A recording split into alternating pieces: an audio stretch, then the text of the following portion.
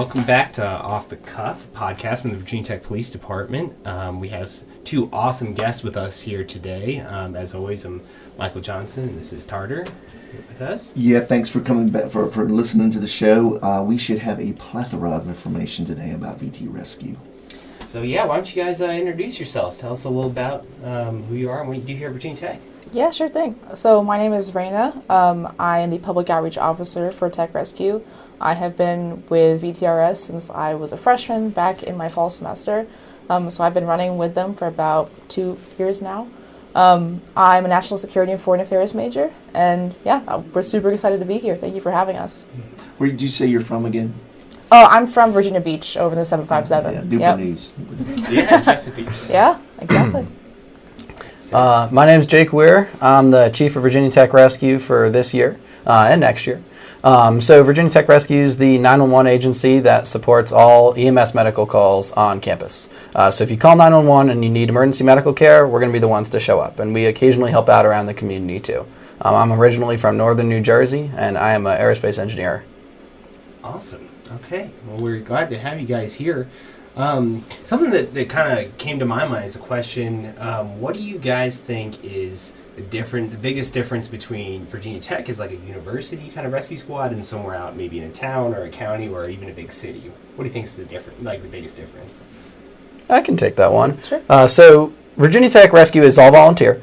So all of our emergency personnel that are going to be responding to calls are volunteer. And that's a large portion that's the same as a large portion of this country, including EMS and fire. There are career departments, so some of your larger cities will have full-time staff, like New York City, everybody knows the FDNY, or other cities around the country, but most of the U.S. is serviced by volunteer personnel. Specifically between some other towns, like out here in Blacksburg or around Montgomery County, Virginia Tech Rescue is almost made up entirely of students. So we're about 75 to 80% students. So they come from all across the country, and they come here and they choose to dedicate their time and donate their time to this community, volunteering about 30 hours a week on average, and running EMS calls. Do you struggle, like some local rescue squads are struggling to get volunteers? You don't struggle, and you usually have a good number of people that volunteer, correct? Yeah, we definitely don't struggle. Like you said, volunteerism, especially in fire and EMS, is a big problem across the country. Around here, we actually have so many applications that we unfortunately have to turn people away. So we have a pretty intense application process, and we usually end up bringing on about 10% of the people who apply.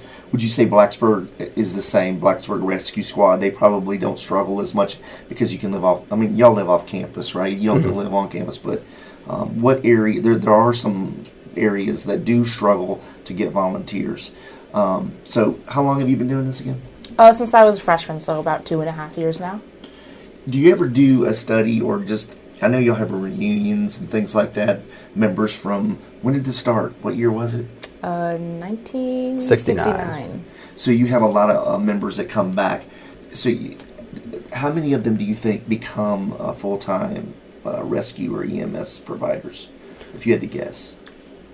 That's a great question. A good portion of it, absolutely. I would say a good portion of our alumni do go into the healthcare field, whether it's in EMS or just becoming a physician or physical therapist, any occupation in the healthcare field. But a good portion of our alumni also don't necessarily go that route. I think one of the best kind of aspects of Tech Rescue is that we prepare our members for absolutely anything. Mm-hmm. You can apply the skills that you learn here to any situation and into any career field that you want to go to. So we've had people go into the military, be lawyers. We've had a lot of engineers come out of our rescue squad, and so it's a very diverse community, and I think that's what's so great about it. Yeah. Well, having you guys here, now I'm just getting excited about rescue, and now I got to think about an application. So if me as a community member, or say I'm a freshman or sophomore student, get pumped up about seeing you guys on a podcast and get ready to join, what does that look like? How do I join Virginia Tech Rescue? Yep. So we recruit every semester. We usually go for taking freshmen and sophomores solely because what we look for in people is people who can dedicate time to the squad. And so obviously it's not limited to that. So if you're a junior who's interested, if you're somebody who's like maybe spending a few more years at Tech, more than welcome to apply. Obviously we won't turn anybody down in terms of just the application process. But again, like I said, we usually go for sophomores and freshmen. We recruit in the fall and in the spring. And we have people go through kind of a week of just getting to know the squad. They have the opportunity to ask us questions during open house hours, watch some of our drills, watch how we operate. And that's a really special week where people who are not on the squad can kind of see how we operate, even if they're not interested in joining, if they just want to learn more about how we do our job, what resources we can provide. You're the chief, so how do you become chief? Did you know when you started this that you would be chief one day? How does that go about? I mean, you have an election process, I would imagine. Yeah. I definitely did not know. I do have a background in some public safety volunteer work before I came to college, so I definitely knew I wanted to join when I came here. Like most volunteer departments across the country, our chief is elected. So I got elected last year, and then I was recently elected to serve for next year's term as well. Typically, our chiefs will serve for about a year or 2 years. Yeah. Awesome. So, once my application is successful and I join with you guys, so what should I expect? What's a night on the truck look like? Sure. So once you join, you're first going to go through a probationary period. So that's going to be about 3 months, which is shorter than what you would see in most other departments. And because it's shorter, it's also a lot more time intensive. You'll be learning all about the basic equipment on the trucks, how to run 911 calls, how 911 works in Montgomery County as a whole, and a little bit about law enforcement and the fire service as well, so that we can understand, the way our partners work. You'll learn how to drive an ambulance. You'll learn a bunch of incident management skills. A lot of that is similar to law enforcement too. And then you're going to be riding on calls that whole time. You'll take a series of tests, and then you'll graduate from the probationary process. So at that point, you're qualified to ride as a third or an attendant on the ambulance, so somebody who's helping out that crew chief or attendant in charge. Mm-hmm. And then we're going to put you through the Virginia EMT class, same as any other agency in Virginia. And then you do have the option to go on to be an advanced EMT or a paramedic if you're interested in some of those more advanced skills. And a traditional duty shift is going to be 1 night a week. So you're pulling from 6 p.m. to 7 a.m., and that's in-house. Okay. And then you're pulling about 4 to 5 hours of day duty a week, too. So the way we split it up so that people can still go to class is that you'll pull maybe 2 hours on a Monday, and then you'll pull 2 hours on a Friday and 1 hour on a Thursday. And we're very flexible with the duty schedule because we know everybody has busy schedules, but we really want to get as many people involved as we can. Okay. Awesome. Yeah. Now, the rescue squad is located near where you're mostly taking your classes, correct? Yeah. So you can get to the station pretty quick. Yeah, so during the day, we staff a first team crew. So if one person calls 911 and needs medical help, that first team goes out the door and they respond to that. Then if a second person calls 911 while that first team is still out on a call, which is pretty common, we scramble a second crew. A lot of places that'd be difficult because people would be driving 10, 15 minutes to a station and you'd see a longer response time. But for us, you'll just see people leaving class, they're on the ambulance in about 3 minutes and we're out the door in really the same amount of time as the first crew would be. What's your backup plan? So you have 2 ambulances out. Maybe you don't have a third. I mean, you could muster a third, mm-hmm. right? But who do you rely on to help you? And you also help this other agencies as well. So who's your backup agencies? Usually? Absolutely. So Blacksburg Volunteer Rescue Squad is our partner that serves the town of Blacksburg, so anywhere that's not the property of Virginia Tech. They're second due to our run territory. So if we're busy, if we have all 4 trucks out the door and we can't get another crew together, they're going to come in and they're going to help us out there. Same goes for the other way. If they're busy, we're going to go out and help them. And then we're third due to Christiansburg as well, so we can go out and help them, and we do occasionally, and same the other way around. So we all work together, especially on game day. It's all hands on deck for game day. Yeah. Well, that was kind of my next question, Reina. I'll ask you. So, what does sports look like around here? Is that pretty chill and laid back for you guys, or laid back? I don't think is quite the word I'd use. Of course, we spend a lot of time preparing for every season, and especially football is probably our biggest event. I'm sure Jay can speak more to this, but we mobilize the entire agency. As he was saying before, for football, it's all hands on deck, and that includes collaboration with Blacksburg Rescue. We have a great relationship with them. We all work together to kind of manage not only the stadium, but also the entire campus and the surrounding areas itself. And so we have specific teams that go into the stadium who are in charge of more just the audience. We have people who are stationed in the first aid rooms. We have people who are stationed outside of the stadium. And of course, like I said before, it is a huge, huge effort. That's not just on Tech Rescue. It's very collaborative with Blacksburg Rescue. And other than football itself, we also staff standbys for many other sports, such as, we have soccer standbys, baseball, softball, anything that you can think of, basketball.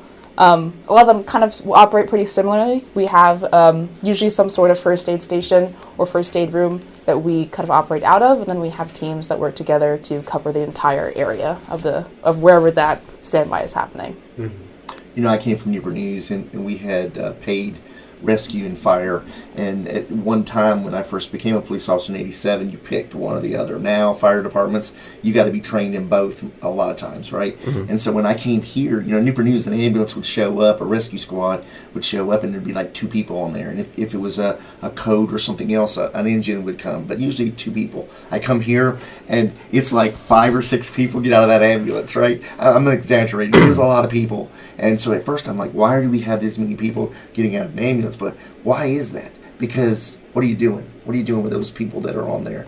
Yeah, a lot of them are training. Right. So we try to never run more than 4 on an ambulance. So you have your driver, and then you have the AIC, the attendant in charge, and that's the person in charge of the crew.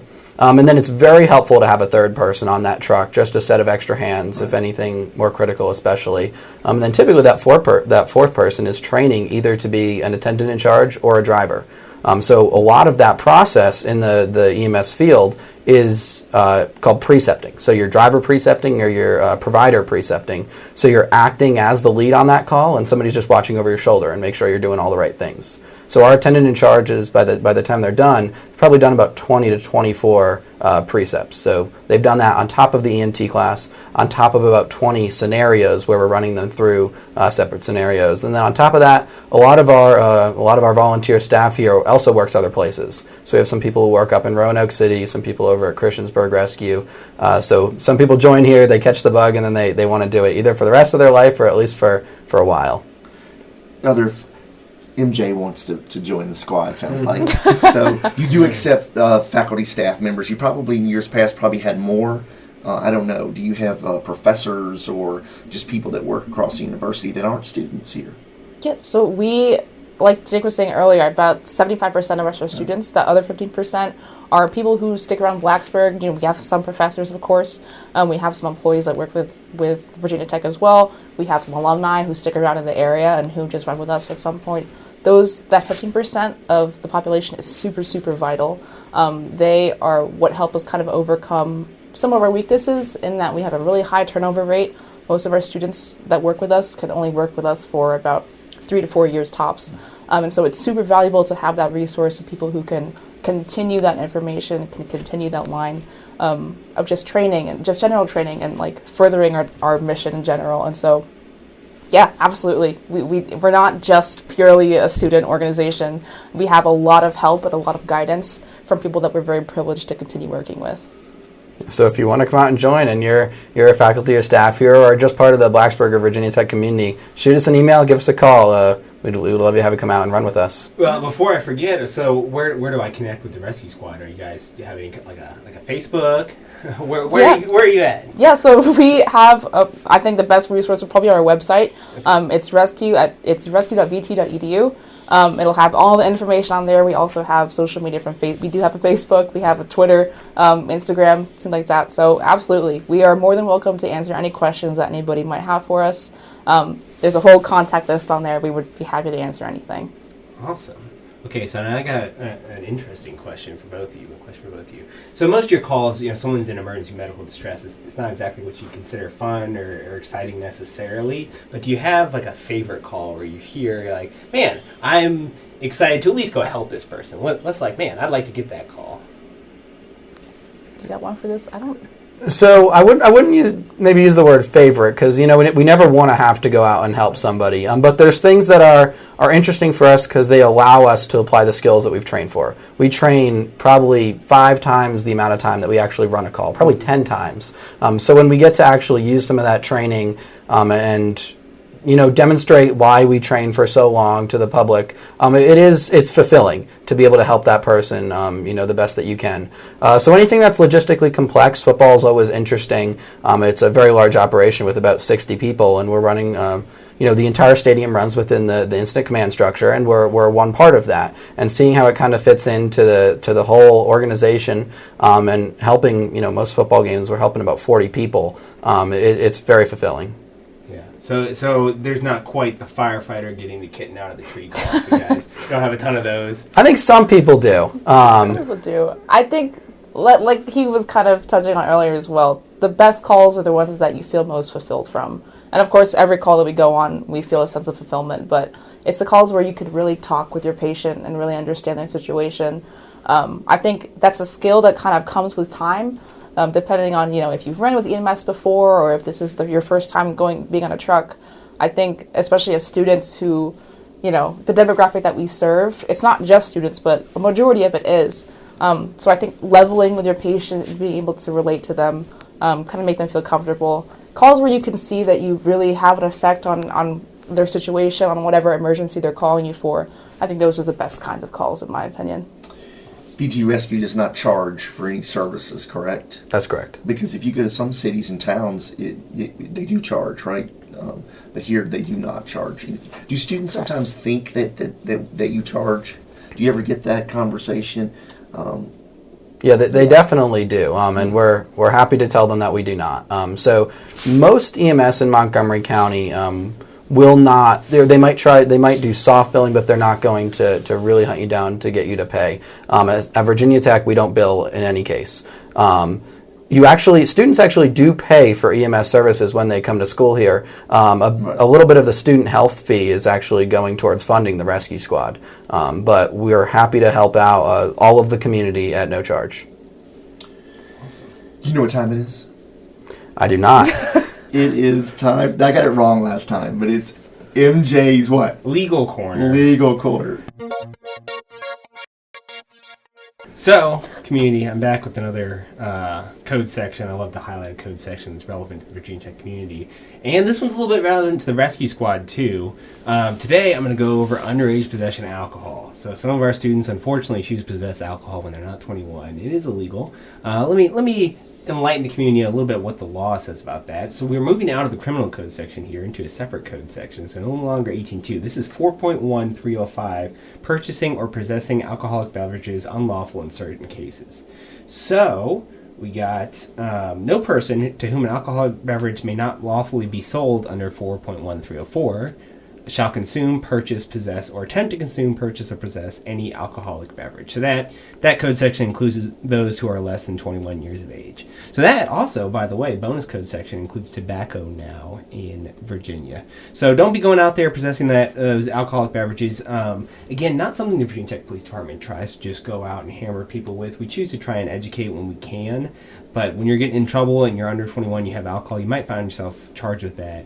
Underage possession of alcohol, is that something you guys run into on rescue calls? Is that something that might cause some health problems sometimes? It certainly is, yes.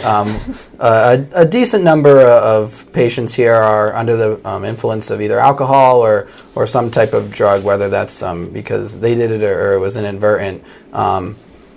We definitely see a fair share of that, as does the local hospital system coming from us and the Blacksburg Rescue Squad. Yeah. Okay. You know, sometimes I think people don't understand that if you have a beer in your hand or alcoholic beverage in your hand and you're under 21, that's obviously a problem, right? Illegal. Mm-hmm. But if you don't have those, but you've consumed alcohol, where's the container at? You are the container, correct? Right. Yep. Yeah. Okay, and now I got it. So I'll send off the cuff if you're ready for it. Let's do it. All right, so then we have another section, off the cuff. I got a few questions for you guys. So let me do that with this two of you. I'll just go back and forth. So sure. That's some off the cuff. Just learn a little about you to see what you like. All right. So first, day shift or night shift? Day shift. Okay. Limo or party bus? Limo. Limo. Okay. Milkshake or fruit smoothie? Milkshake. shake. Football game or basketball game? And that's work Basketball or game. go to. Basketball game. Okay, basketball game. Morning person or night person? Morning person. All right. Would you rather take a vacation in the summer or vacation in the winter? Vacation in the winter. Okay, winter person. All right, Owens Hall or West End for food? West End. Okay. West End. All right, and last one. Would you rather have a night out with friends or a night staying in with friends? Staying in. Okay.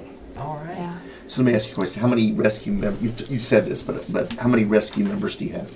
We have about 60. 60. Yes. That's 60 views. We're going to get off this show like that. 60 views. Yeah. So, the goal here is to have different guests because obviously him and I are just not going to be able to give a plethora of information. So we are going to have, you saw Nick in there was just before you. So if you ever have any suggestions on not necessarily rescue, but somebody at the university that's really super interesting, just shoot us an email and we'll have them on the show. Sure thing. Sounds good. And we hope that you get to watch and listen.